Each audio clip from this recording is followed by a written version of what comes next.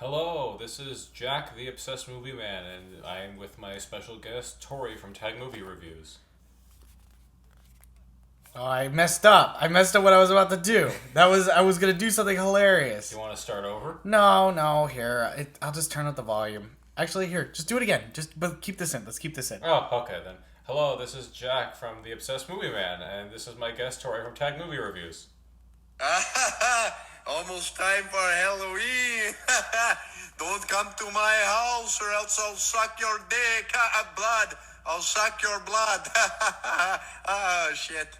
Thank you for that, Tag. It's almost time for Halloween, or I don't even know when this is gonna come out. So Yeah, I guess. hopefully I'll get this out before the Tales from the Horror Vault episode for Count Vigo saying. Yeah, because we just finished recording that. Yep. Or what we needed to record, and now we're just. Jack, you want to explain what this is about? Yeah, we kind of wanted to do a horror podcast or just talk about what got us into horror and at least some of our favorite films from the genre, ones that mean a lot to us, and just kind of similar to what we did with the Criterion Collection video, but in podcast form. I was gonna say it was like I think that we should have done the podcast form for Criterion. Yeah, because visually, I mean, I don't know. it's not that exciting visually, but we're learning now. We're getting there. And so we're just going to talk about what got us into horror first. Tori, so you are the guest. Would you like to go first? What got you into the horror genre? So, if I'm being 100% honest with you, I never really was a horror person. As a kid growing up, like I think a lot of the horror films scared me, and I'm pretty sure about a majority of people find that, true. Like, oh yeah, all these movies scared me as a kid and all that. But yeah, like I remember I used to live somewhere else, not where I used to live now or where I live now, but I used to live like a little further down away, and my parents would put on like some horror films, and I was like in the backyard, and one of the films was Chucky, or I think it was Bride of Chucky when that one, and completely terrified me. Chucky terrified me. I couldn't go into Spencer's because I know they had like the Chucky dolls. Yeah. And those freaked me out. And yeah, and then I don't know when it clicked or when it finally happened, but I remember my mom put on The Shining for us, and not really for us, but like just to show me, because I was like, oh yeah, I want to do films and make films and stuff, but like I think The Shining really captivated me as in terms of like, whoa, that was pretty goddamn crazy. And then my mom was super obsessed with a bunch of Wes Craven films, so she loved like Scream, and she ended up showing me Nightmare on Elm Street, which I will definitely go into full detail about that. But I think Nightmare on Elm Street really cemented my like love for horror films, because then I just started like going deeper and deeper into like, oh yeah, there's all these like slasher films, there's giallo, there's body horror, there's supernatural, there's all these different kinds of horror, and that caught my interest. So I don't know, that's how I kind of started with horror films. I don't know about you, but how you went about finding out about certain horror films. Kind of in the same regard as you, I was terrified of horror. I had really no interest in it, and also like you, I did want to make movies growing up. And I think it was in 7th grade, I somehow stumbled across Dracula, and my 7th grade teacher found out about this and gave me the Bela Lugosi film, which I'll talk more about also. And that's how I fell in love with classic horror, and eventually I moved on to the slasher genre, and I'm still inching my way up towards modern day horror, which I'm not necessarily the biggest fan of. I mean, what do you think about horror films today then, like, let's say, like, the past couple of years? Obviously, like, many things have changed, many different commentaries, many different takes on horror. Like, I don't know, for me personally, when it comes to, like, newer films, it's hard for me to get into them because, for starters, a lot of them suck. Yep. They all... Especially late 90s, early 2000s horror. Well, okay, hold on. Those are the fun ones. They're fun, but it's kind of like, I don't hate Scream. I don't even dislike Scream. it's the copycats of Scream that try to follow that kind of teen vague You vibe. mean like I Know What You Did Last Summer? Exactly. Or Halloween H2O. Okay, well that's a whole different argument in itself, but like I don't know. For me personally, there's always like a certain time capsule. I think for me, growing up, my time capsule was like 2007 through 2010, and that was like all the Saw movies, and after the torture porn is what they called it. Yeah. It goes from being that to like, oh my god, Paranormal Activity, like the brought about of found footage films, you know. Which you could argue started with Blair Witch, but Paranormal Activity really brought it to the forefront also. Yeah, I was gonna say The Last Broadcast. Oh yeah, I remember Tori showed me The Last Broadcast, and the ending really upset me. I did not like. I was just talking to my friend about that too, and we were like, "Oh yeah, found footage films." I'm like, "Yeah, have you heard of The Last Broadcast? It's like the Blair Witch Project, but not good." But the ending kind of ruins the whole film. But I think you're right. Yeah, a lot of the modern day stuff is just like it's just hard to get into. You know, there's just too much. There's exceptions to the rule. I'm told that Hereditary is great.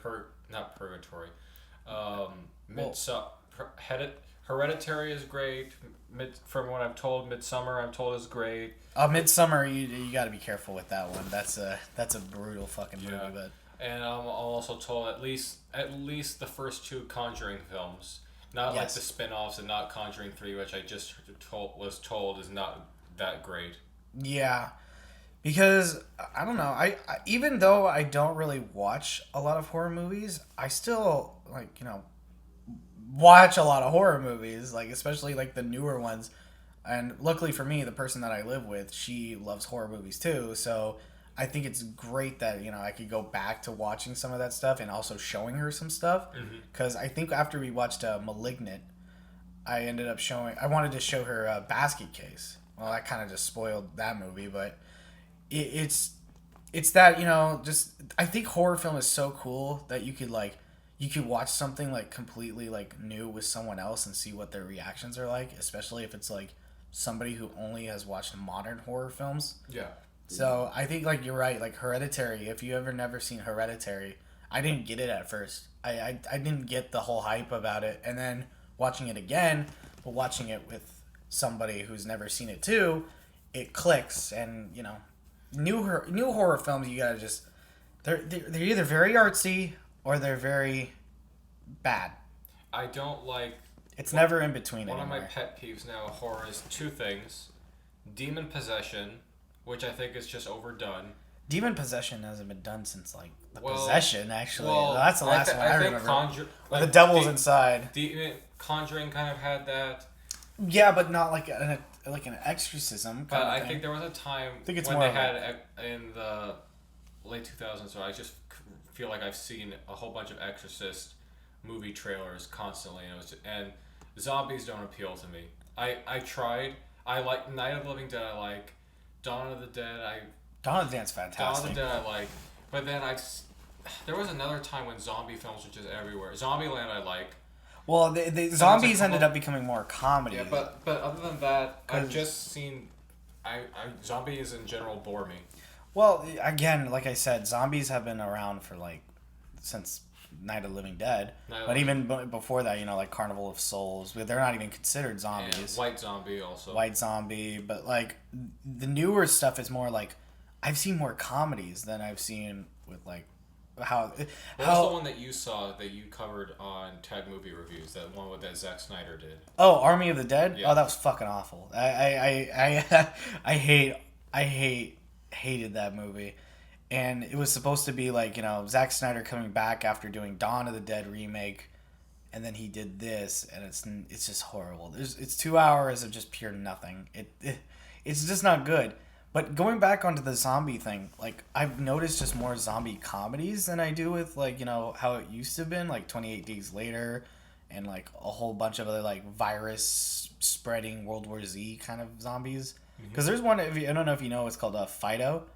I'm not familiar with that one. Okay, Fido is literally a girl who has a pet zombie for a pet, and there's a bunch of like it's like a very surreal, dark comedy where everybody can control a zombie, and they have like collars. It's kind of like when we watched the G Thanks Disney zombies. Oh yeah. It's like that where they have the collars around their neck to like protect yourself from being bitten, but it's like they have them as like slaves pretty much. Oh okay. So I've seen stuff like that, but then like there's all the other goofy shit too. Like I think we're kind of going off topic now. we are, but we'll wrap it up with this before we get into like our next topic. Modern horror, it depends on your taste. I feel like if you're into the newer stuff, I mean, obviously, like teenagers that like go to see movies nowadays are like they just go to see like stupid shit just to scare the girl and it's okay, it's not that scary. But there are some good stuff out there, and you just gotta find it. That's what I'm gonna get at. You just gotta find them. Yeah, I don't really have much to add to that. You don't? I don't. I agree. Oh, okay. Well, let's go to the next topic, I guess. The next topic is some of our favorite horror films, and we're gonna list 3 of them. Yeah, we're not gonna go. We're not gonna go like the Criterion Collection. By the way, real quick, it'll come out on my channel, but for those that have never seen Titanium, which is the Julia Debucchio, she's the French female director who did Raw. That's another thing, I should have mentioned that, but it's fine. Go see it. It's not on my list, it's not in my like what we're gonna talk about, but it's a good example of body horror, which I will talk about body horror because that's probably in one of mine. But let's get started. So, Jack, what is here? We'll go. Are we doing this in order, or are we like order as in like 3, 2, 1? No, or is it just like kind of like we do Criterion, not in any particular order? So like 3 of like your absolute favorites. Yeah. All right, well, I'm going to just start off with my number 1, my all-time favorite, and that is Nightmare on Elm Street. Now, why do you, out of all the horror films, why is Nightmare your favorite? Because it cemented my idea of what you can do with a horror film and make, like, these crazy, like, it's the way that it was created and the way that the film is, like, structured as it's a typical slasher film. It's a typical guy is stalking teenagers and all that, but there's a twist to it.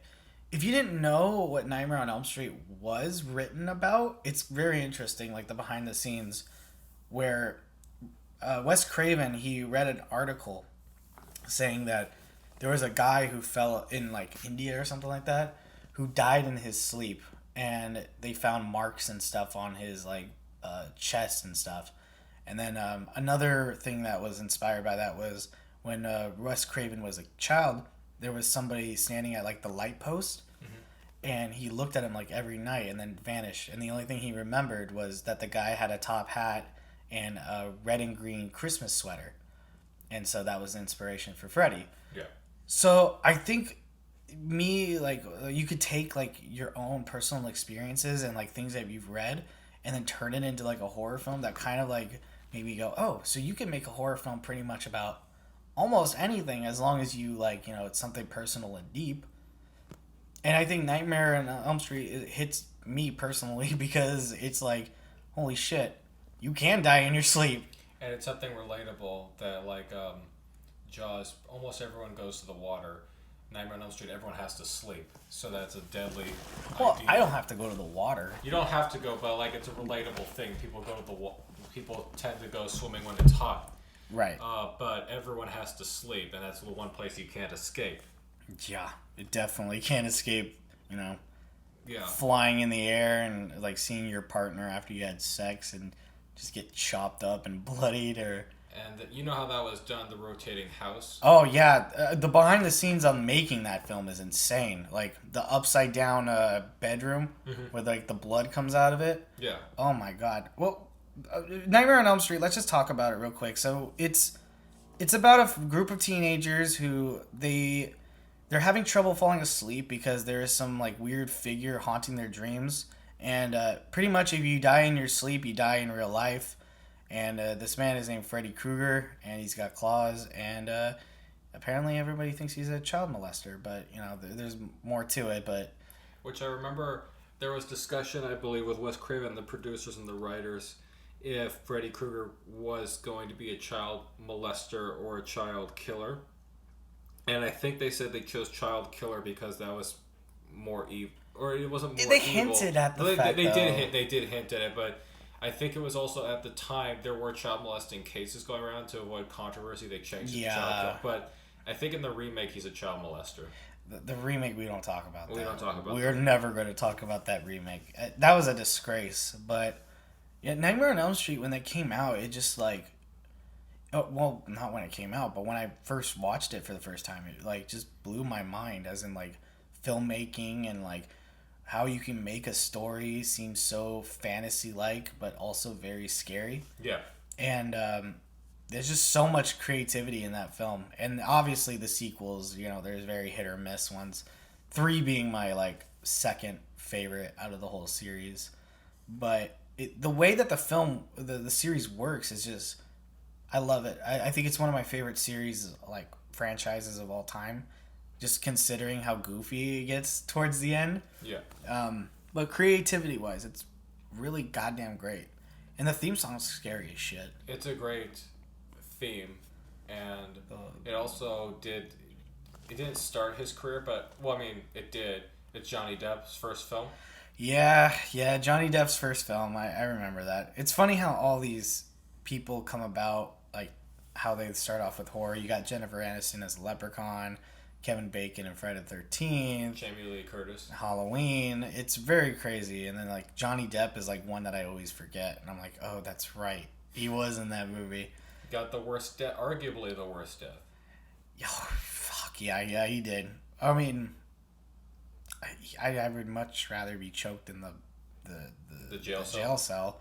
At least it's like being choked to death rather than being like eaten alive or clawed to death or something like that. Which is another thing I love. It's ambiguous as to what actually happened to him. You just see him get sucked in the bed and then the blood comes out. Yeah, it's just like, I think it's the idea of things being hidden is like more scary than, you know, just like seeing it. I don't remember who said it, but I was watching a video that talked about jump scares.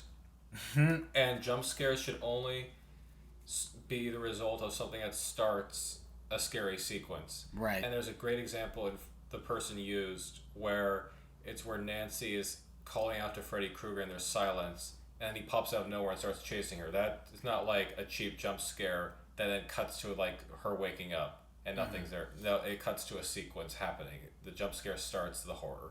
Yeah. I think it's interesting, like the settings of that place, of all the different Nightmare on Elm Streets. And they all come together in just that one house. Yeah. And then it's just a madhouse at that point. Quite literally. Yeah, quite literally. But by far one of my absolute favorites. The ending haunted me. That's another thing too. A lot of these horror movies, they have to like hit me on a certain level at the end. And that was actually the first time that I seen a horror movie where the ending, it doesn't end happy. Mm-hmm. And I just like went, what? Wait, we're still in this dream? Which they had multiple versions of what the ending was going to be, I heard. They didn't know exactly what it was going to be. There was one where Freddy was driving the car. There was one where it was happy, which I think that's what Wes Craven wanted. But the producer said, no, we need to hook for sequels. Yeah, and I think they made a good choice, but I mean, fuck, that ending does haunt me a lot. Yeah. The fact that the mom gets like dragged out like through that hole. Mm-hmm. And it's just like the most haunting laugh from Freddy, and then the kids like doing the jump rope. Oh my god, that scared me. That song is very iconic.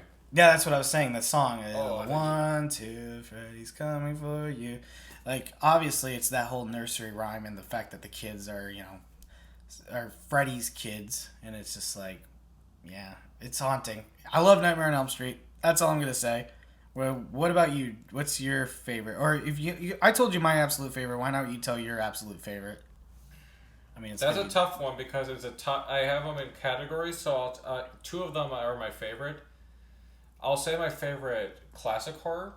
Okay. which is Dracula. I'm not surprised, but yeah, yeah. because it's one of my favorite books, and I absolutely love the story, and I love that Dracula is halfway based on a real person, even if it's just the name. It's not necessarily the guy, but it's also probably the most iconic vampire story out there. I've read the book at least 2 or 3 times. I've seen the movie countless, and it's what got me into horror, so of course I had to pick it. And it's about Count Dracula invades London searching for new blood, and a Professor Van Helsing, who knows about vampires, has to stop him. It's as basic as you can possibly get, and some people who might be familiar, which one do I prefer, the Spanish speaking version or the English version? I actually prefer the Spanish version. Film wise, it's a much better made film. However, it does not have Bela Lugosi. Yeah, I've noticed that because on the Criterion channel, they don't have like the Bela Lugosi Dracula. They only have the Spanish Dracula, which I find very interesting because it's like, oh yeah, Universal monster movie, Spanish Dracula. What? So Have you ever seen the Spanish Dracula? I have not. The Spanish Dracula is a more technically advanced film, and like for when Dracula arrives on the staircase, it's just a static shot. In the Spanish version, we dolly up the staircase to him waiting at the top. So the Spanish people would watch the English crew film, and then they would be like, how can we improve upon this and actually do a better job? That's pretty funny, not gonna lie. And there was more violence in the Spanish version. There was more Hammer-esque women. And they actually followed up on some subplots. Like the English version, the character Lucy, she just becomes a vampire, but we never follow up on that. We don't know if she dies or whatever.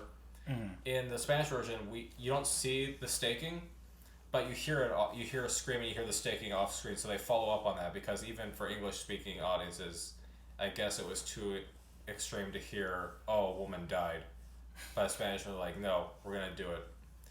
In the Spanish version, the English version, the character Renfield, played by Dwight Fry, is just strangled to death and he tumbles down the stairs. In the Spanish version, Dracula strangles him to death and throws him off the frickin' staircase. So it's I gotta watch this version. So it's a lot more violent. I can let you borrow it sometime if you want. All right. But I do love the Spanish version, but I watch the English version more because one, I'm lazy and I want to listen and watch an English version. But it also has Bela Lugosi, who I absolutely love, and I think if you know about his life, it's really tragic how he suffered from drug addiction. He was second billed to Boris Karloff, and his last few roles were in Ed Wood films. Yeah. But he is actually a good actor. I've seen him in, I think it was The Black Cat, where it was an Edgar Allan Poe film where he plays a hero, and it's actually he said once that Dracula is both a blessing and a curse because he's being typecast, but he also felt connected to Dracula. I think he was buried in the Cape. But it's something I'll watch every Halloween because I love the gothic atmosphere of it. I love the look of Transylvania. I love watching the one with the music. Sometimes, like there's an orchestral track to one of them. But yeah, that's kind of all I have to say with Dracula. I would highly recommend, if you guys are on the fence about watching the Spanish speaking version, give it a chance. I think you might actually find it more entertaining and it is a better made film than the English version. So I don't really have much else to say other than it's Dracula. How can you go wrong? Apparently you can with Dracula Untold. You can go wrong with a lot of Dracula films. I actually am in the minority where I don't like Bram Stoker's Dracula by Francis Ford Coppola. The Ford Coppola one? Yeah, the Ford Coppola. I don't really like it. I don't like a sympathetic Dracula, like Dracula Untold. Well, I think that the idea of Dracula, though, isn't it... correct me if I'm wrong, because, I don't know, because I don't really read that much, but from what I gather and from what professors have told me, Dracula is a story about, women being, like...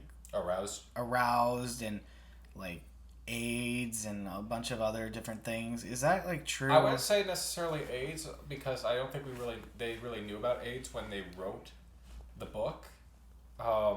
It is about sex. There's a lot of like in the book. There's 3 guys going after pursuing one woman.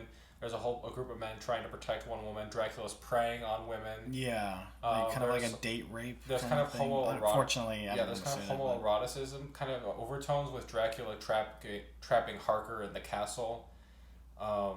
There's themes of child molestation with Lucy going after children when she's a vampire. So there's a lot of weird sexual kind of things in the book, and Dracula has always been meant to be some kind of attractive person. I just don't like it when he's sympathetic, really. Right. I think he's best when he's an evil, bloodthirsty monster. I like the sympathetic, though. I like to sympathize with monsters, too, because that's where Del Toro and his stuff comes about. Oh, there's nothing wrong with sympathizing with a monster like that. Like, what's the creature called in Del Toro's film? You mean the Shape of Water? Yeah, Shape of Water. It's just the creature. Yeah, like Frankenstein. Or Gillman, the Gillman. Well, not the creature from the Black Lagoon, Gillman, but that's a whole other story. Frankenstein's monster is an example of being really sympathetic. Well, obviously. I just think some work best when they're evil, and I think Dracula is one that should remain evil. I don't know. That's just me. There are other things I didn't like about the Coppola film. I don't hate it because I do own it. You traitor. Yeah. You poser. You poser.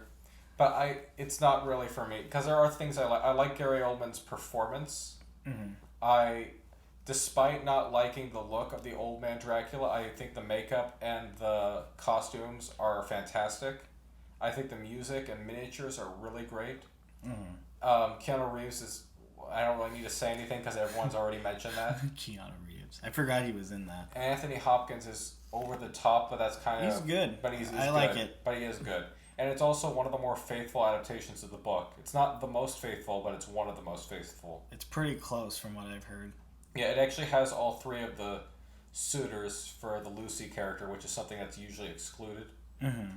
But, yeah, I'm a big... Tori knows this. I'm a big Dracula connoisseur. I have an autograph from Bela Lugosi Jr. I was part of a play for Dracula where I helped work on the set. I was kind of assisting the director and the cast. So and again, that's what got me into horror, and that's how that's how I was introduced to horror. So Dracula holds a special place in my undead heart. Boo. Thank you. That was a terrible joke. Put a steak in it. If I had a steak, I'd fuck it. Thanks, Lighthouse. Oh. Since we're talking about horror. But, so what? What's the next... What do we do? Just go to the next one? Yeah, let's go to the next one. This one holds a dear place in my heart for certain reasons. I remember going to Hollywood Videos all the time. The Hollywood Videos is like a Blockbuster, but I think it was like a little bit bigger. It was like a smaller chain, but they had like a bunch of like other movies and stuff. And I remember renting a bunch of horror films. So like Friday the 13th was one of them that I remember getting, and then like getting all the sequels, Nightmare on Elm Street, all the Halloweens. But there was one in particular that I got, and I want to thank James Rolfe, Angry Video Game Nerd, for introducing it to me. Because at the time, I had no idea what this was. So mine's a 3. We'll talk about these 3 real quick. And that is The Evil Dead. The Evil Dead is one of my absolute favorite horror films besides Nightmare on Elm Street. Probably like second favorite, especially Evil Dead 2. So Evil Dead is like a typical cabin in the woods kind of horror film where these teenagers are going to a cabin and there's a bunch of monsters that are haunting them. But what was interesting about this was the idea of the Necronomicon, the Book of the Dead, which read out loud, you get to summon these things called Deadites. And these Deadites can possess people. We're going to talk about possession because I know you love that. But this is campy at its finest, but it's also incredibly creative. You'll notice that some of mine are always just like, I always like how low budget or behind the scenes these films are. And Evil Dead and Evil Dead 2 are like so low budget that you could like watch that and you could be like, I can make a film like that. I could watch these films all the time. I love Evil Dead 2 especially. Because it pretty much like retells the story of the first Evil Dead, but like changes everything of it. It's pretty much a reboot of Evil Dead, but just called Evil Dead 2. Yeah, it's there's like another movie that was like that where they like it was like a cheesy low budget film, and then they made the second one, and all they did was just like inserted like small details from the first film and be like, yeah, this is just a reboot, or just it's pretty much the first movie just done with like a bigger budget. And Evil Dead 2 holds a really great place in my heart because I remember renting both of those back to back. I didn't get Army of Darkness yet, unfortunately, but I remember renting those back to back, and I thought to myself, like, wow, I'm generally having so much fun with these. They're just so campy, no pun intended, but campy, and the makeup is horrifying. The puppets are just awesome.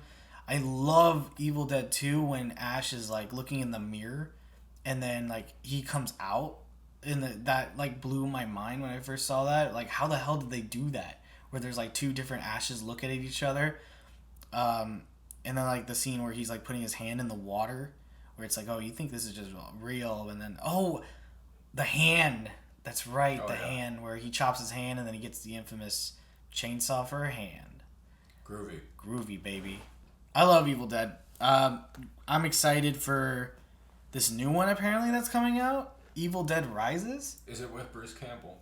I think he might cameo, but from what I was told, Evil Dead Rises is supposed to be Evil Dead taking place in a motel or a hotel kind of thing. It's very weird. Like, I've never heard of anything like it. Hold on, I'm gonna try looking it up. I know there was that remake that everybody was talking about too, and I have to say, I know a lot of people don't like the remake. I like it because it wasn't campy. It was trying to be new, but it was also trying to be like staying true to the original, like the first one. First one, yeah, where it was like not supposed to be taking. It was supposed to not take itself seriously, but it knows what it is, and the fucking ending in Evil Dead, the remake, is just incredible. The amount of fucking blood that they used. I think there's more blood in it than I think Dead Alive, or Brain Dead, Peter Jackson's film. Like, there's so much. But sometimes I think it's really funny to see how Sam Raimi and Peter Jackson have come.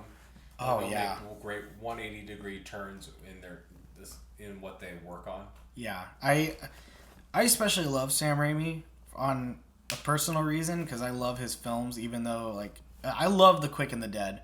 That's like a Western film, but Evil Dead will always hold a place in my heart. So here's Evil Dead Rises. The reunion of two estranged sisters is cut short by the rise of flesh-possessing demons, thrusting them in a primal battle for survival as they face the most nightmarish versions of family imaginable. And literally the cover is just, it's like a building. It's like, what the hell? So I'm like kind of confused as to what they're going to go with, but at the same time, I'm also very excited. I've seen Evil Dead 2, but I don't have the best memory of it. I remember liking it a lot. I was starting to watch Army of Darkness, but I never finished it. And that's not because I didn't like it. It's just I think it was because I was watching it online at the time, and then it got pulled down for copyright. Oh. Army of Darkness is a great one too. It's more of a comedy, isn't it? It's more, yeah, it's comedic, and it's like not like the other two at all. But I think that was the charm of Army of Darkness, was because of the fact that it was new and it was like Ash getting time travel. Sorry, spoiler alert for movie that came out from the 80s. Yeah, so if you have not seen Evil Dead, you should go watch it. Watch the trilogy, watch the show, watch the remake. The show's great too. I would recommend the show. Isn't the show kind of a continuation of Evil Dead, or like Army of Darkness? Yeah, so it takes place, I think, like 25 or so years later.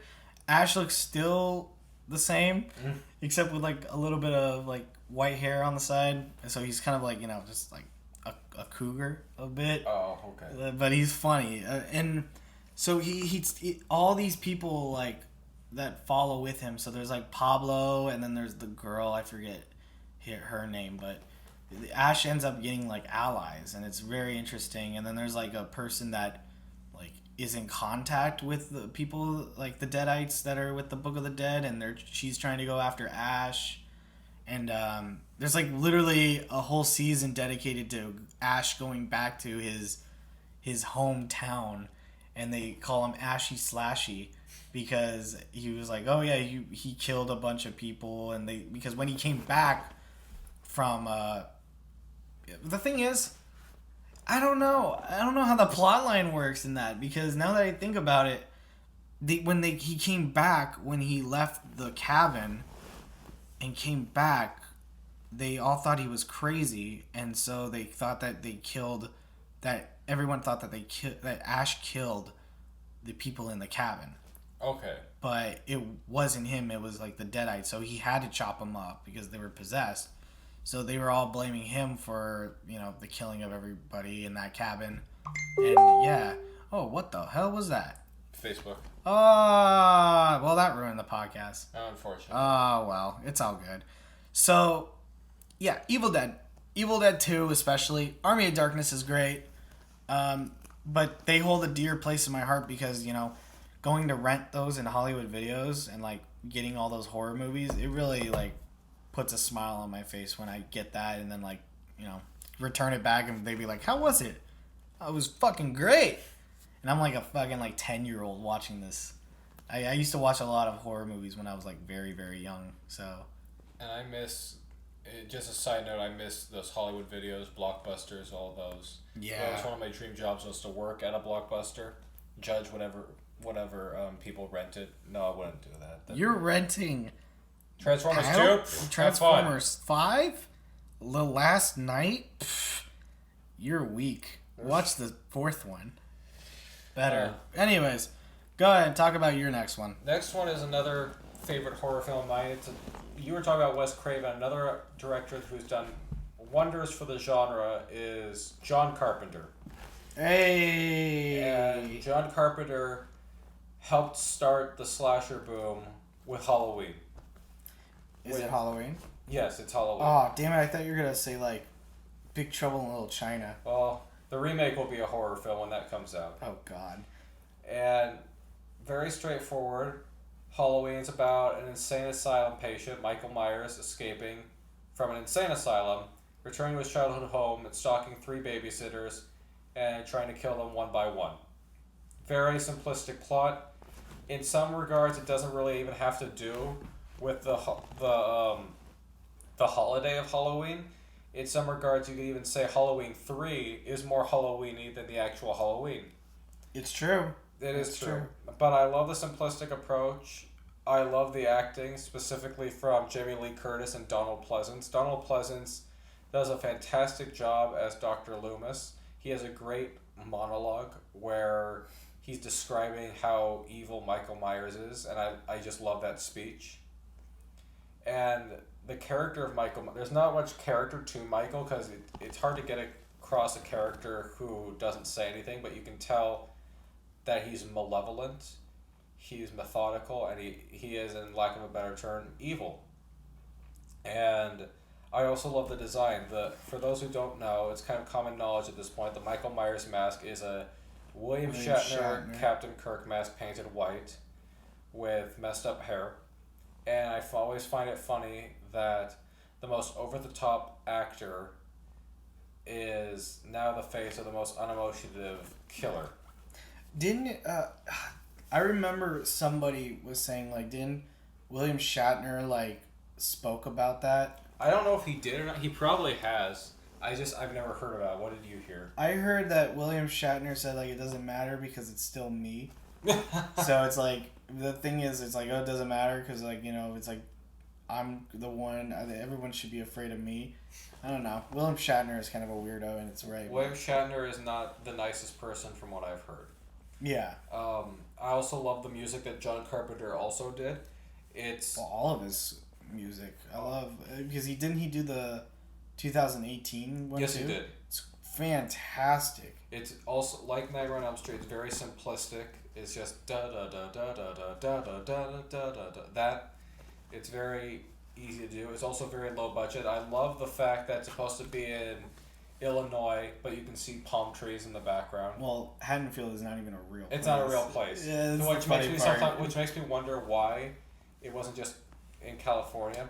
I love that it wasn't shot during fall, so they have fake leaves in some shots. I wonder, okay, I remember, so like all those leaves, like think about it. There is a person out there that has everybody gather up those leaves, and then they have to like pick them all up, and then they gotta go to a new set or set up a new shot, and then put more leaves down. Yeah, I would just think it'd be a nightmare to gather them all, like you said. A Nightmare on Elm Street? Nightmare on Elm Street. I also love in some shots you can see the smoke from John Carpenter's cigar. In the shot. That's the one where it was when Michael is like staring at them while they're walking. Yeah. And then Jamie Lee Curtis turns around and he's gone, and then you just see the smoke. Yeah. It's so funny. But I love that there's no rhyme or reason for what Michael does. He doesn't have a motivation to hate them like Freddy Krueger does or Jason does. He just does it because he wants to. Well, he's kind of from a mental institution, so... Yeah, he was started his killing spree when he was, 5-6 years old? Yeah, he killed, like, the sister? He killed his sister, which, by the way, that shot, I brought up in film class when we were supposed to talk about shots that we liked. I love that shot. It's not entirely one shot, but it's designed to look like one shot. You could tell when it's not You could tell when they cut. Yeah. And for the longest time, I thought it was one shot, but then I realized, no, you can see where it cuts. Like when they put the mask on, when they turn the corner, it's not one shot, but it looks impressive still. Mm-hmm. And like we said earlier, it was Jamie Lee Curtis's first film. She is the daughter of Janet Leigh, who was the woman in the shower in Psycho. Yep.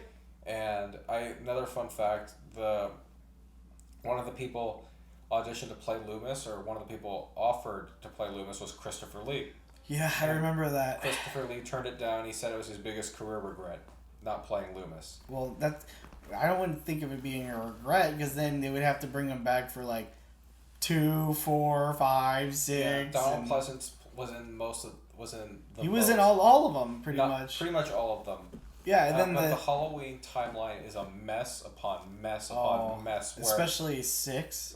Well, I mean, like, it goes 1, 2, 4, 5, 6. Then it goes 1, maybe 2, H2O Resurrection. Then it was the remake and the remake sequel. And then it was Halloween 1, 2018. And then you have Halloween Kills and Halloween Ends. Which, by the way, I think the title Halloween Kills is stupid.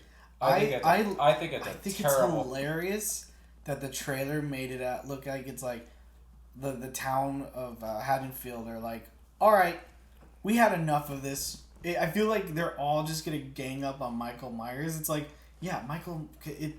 Why doesn't no one did that before? I want to see Michael just stop as this whole mob approaches him and just turn around and start running.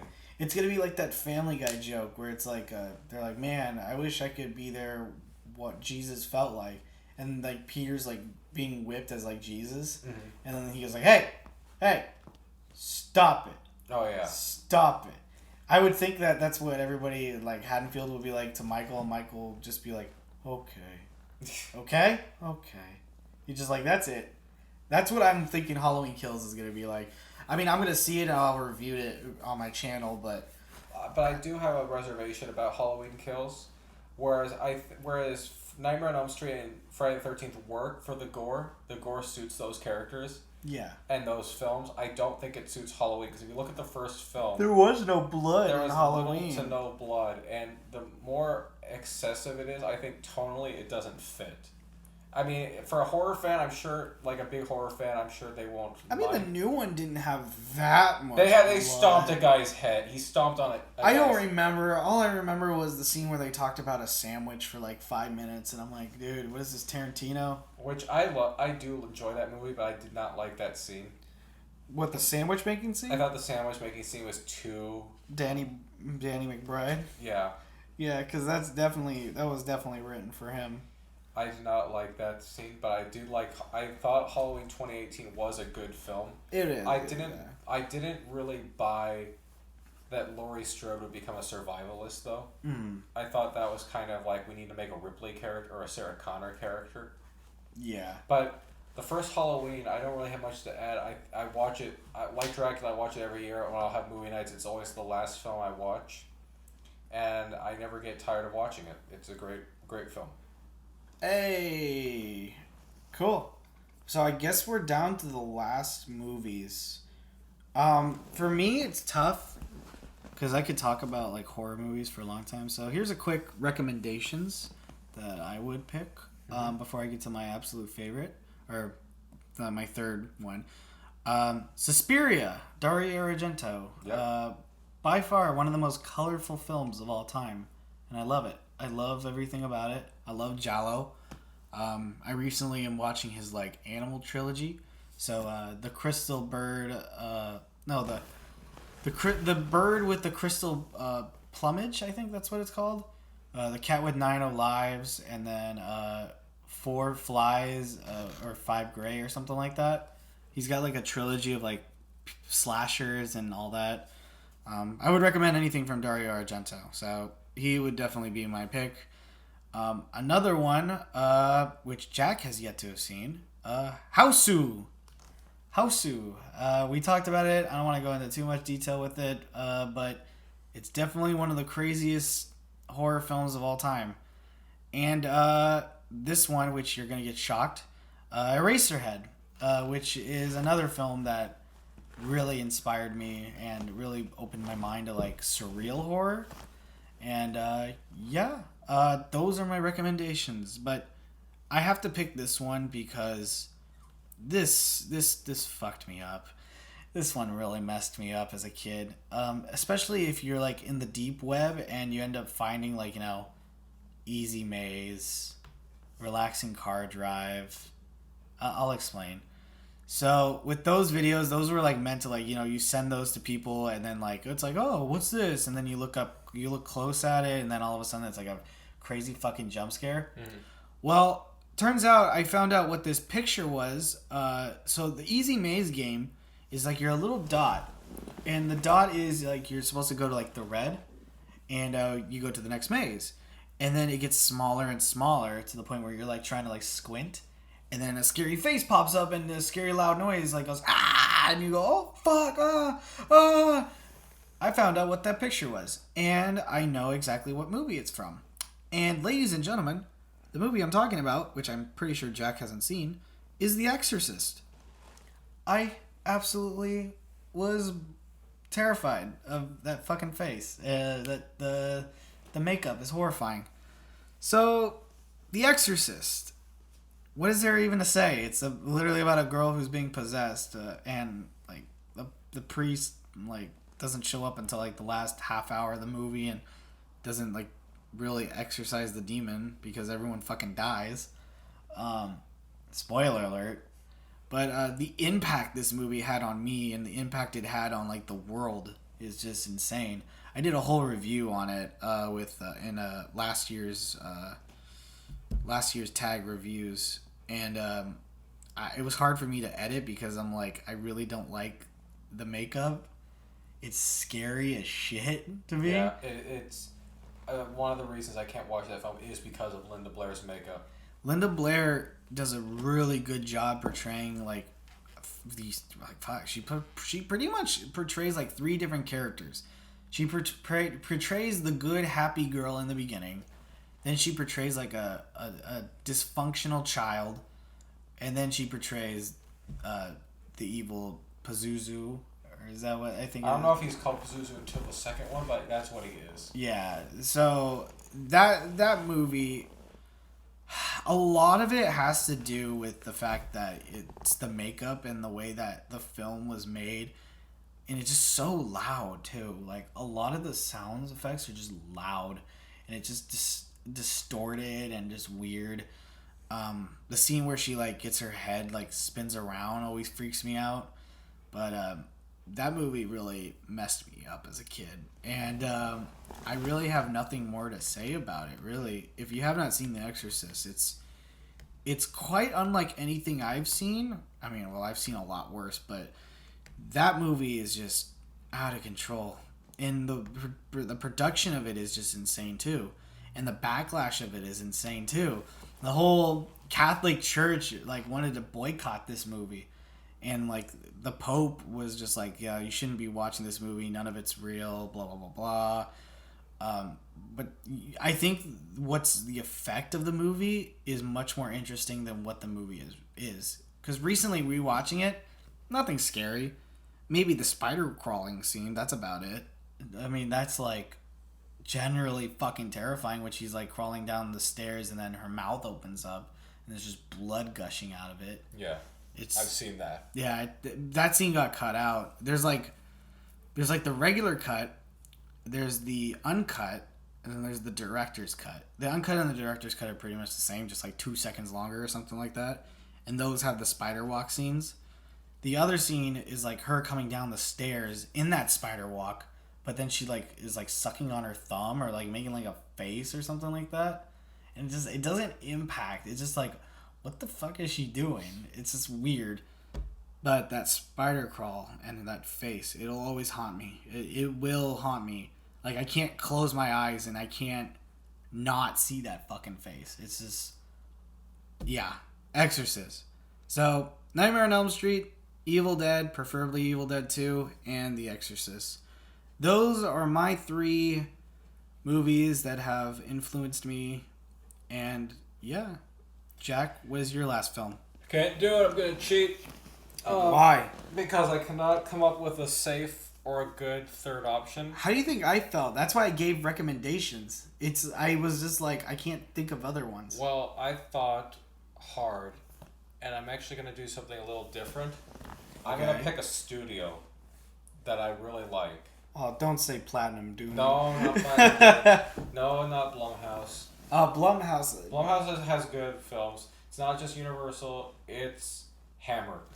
Hammer Studios, I adore. And for those who don't know, Hammer is a British studio.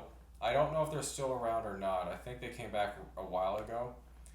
Who kind of reinvented the horror genre after the Universal monsters. They brought back Frankenstein, Dracula. They kind of brought back the werewolf. They brought back the mummy in color, gore, cleavage, all that good stuff. Cleavage. Yes. I like that word. That's funny. It is a funny word. Cleavage. And they really did something different, which was to show the more violent aspect and they brought in gore into the horror genre, which is not really seen all that much. Was not really seen all that much at the time. They made a real star out of Peter Cushing and Christopher Lee. They were the Boris Karloff and Bela Lugosi, where Christopher Lee generally played the monsters all the time, and Peter Cushing pretty much played the foil to the monster. And I always made a joke that Christopher Lee always his job was mainly just to strangle Peter Cushing, because if you look at almost any film where they're together and Christopher Lee's the monster, he'll strangle Peter Cushing, and it's ridiculously hilarious. They had some franchises within their series, like there was a Frankenstein series, there was a Dracula series, but they did all of them, or for the most part, all of them. And they also had their own original stuff, like there was the Gorgon, there was some kind of Curse of the Werewolf, and there were other ones that were kind of original, and they influenced a lot of people, like Tim Burton specifically. Like if you look at Tim Burton's Sleepy Hollow. Oh yeah, that makes sense. That is a pure Hammer film, right down to the blood, which was always an unrealistically red paint color. Well, the unrealistic paint color, it came from Britain, but that also came from Italian cinema too, because a lot of Italian cinema, it's that really unrealistic paint color. Mm-hmm. So I get what you mean by that. And I don't necessarily have a favorite. But I do love Hammer.